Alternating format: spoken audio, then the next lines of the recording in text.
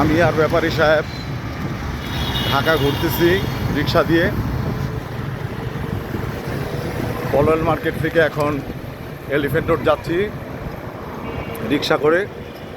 ভাগ্যের একটা রিক্সা পাইছি, দেখেন, যদিও ছোট রিক্সা, আধুনিক যুগে এত ছোট রিক্সা নাই, অটো রিক্সা কিন্তু ছোট, বসতে কষ্ট হচ্ছে।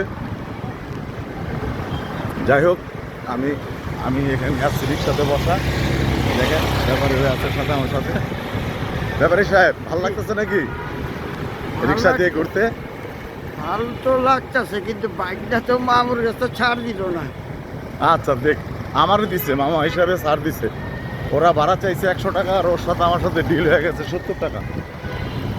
আমি বললাম যে 60 টাকা ভাড়া বাবা, কয় না মামা 70 টাকা। তো ওই যে ঠিক আগের কথা, যে ব্যবহার ভালো করো, ঈদ উপলক্ষে 10 টাকা বেশি নাও, 20 টাকা বেশি নাও। কথা, যার পছন্দ হবে, সুন্দর হবে, তাকে 10-20 টাকা দিতে আমাদের আপত্তি করা উচিত না। কারণ আমরা 10-20 টাকা করে দিলেই ওদের 200-400 টাকা বাড়বে, এবং ওরা কালকে ঈদের আনন্দটা করতে পারবে। সেই মন মানসিকতা প্রতিটা মানুষেরই থাকা উচিত। আমি প্যাসেঞ্জার হিসাবে সবাইকে বলবো, আপনারা 10 টাকা 20 টাকা করে যদি একটা রিক্সাওয়ালাকে দেন, এটা আপনার জন্য কিছুই হবে না, কিন্তু ওর জন্য একটা অ্যামাউন্ট তৈরি হয়ে যাবে। রাত পোহালে সকালবেলা ঈদ, যেন সন্তান নিয়ে, ফ্যামিলি নিয়ে একটু ভালো করে শ্যামাই চিনি খেতে পারে। কারণ ওরা তার কোরবানি দিতে পারবে না। কোরবানি যারা দেয় তারা রিক্সা চালায় না ভাই। যাই হোক, ইমোশন হলে আর লাভ নেই, আমাদের কথা বলি। রাস্তাটা একটু দেখি, আমরা এলিফ্যান্ট রোডের রাস্তা দিয়ে যাব, এই জন্য দেখি। রাত্রের রাস্তা খুবই সুন্দর লাগে, যদিও রাস্তার একটু বাঁকাতারা, ভাঙাচোরা, এই জন্য একটু ক্লিয়ার আসতেছে না। যাও মামা যাও। কি নাম তোমার? বাহ, ভেরি গুড। বাসা কোথায়? ছেলে মেয়ে? একটা ছেলে একটা মেয়ে। Very good, very good. কাপড় চোপড় কিনা দিছো না কিছু টুকটাক? এবার দিতে পারি নাই।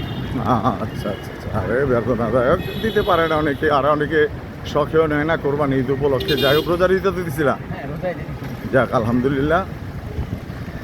কটা পর্যন্ত চালাবো আজকে? একটা বছর তো যাত্রী নেই। যাত্রী কম, কোরবানি ঈদ তো সবাই বাসায় থাকবে, কারণ মার্কেটিং কেনাকাটা তো কম, গরু কেনাকাটা করছে সবাই। হ্যাঁ, গরু কেনাকাটা লেগে যাত্রী কম, সবাই বাসায় চলে গেছে। সকালে উঠতে হবে, নামাজ পড়বে এবং কোরবানি দেবে, সেই জন্য। আমার রোজা ঈদ হলে মনে করেন রাতে 3টা মতো হ্যাঁ। যাত্রী পাইতাম। সুন্দর রাস্তা। আমাদের ঢাকা সিটির রাস্তাও কিন্তু বলতে গেলে বিদেশের রাস্তার চেয়ে কোনো অংশে কম না। হ্যাঁ, আলহামদুলিল্লাহ, খুব সুন্দরভাবে যাচ্ছি, রাস্তা ক্লিয়ার। খুবই মজা নিতেছে, ভালো লাগতেছে ওনার। পাশাপাশি আমিও আছি। আমরা দুই ভাই আজকে বের হলাম। একটা কথা বলে চলেন ভাই, আমরা ঢাকা ঘুরে আসি আজকে।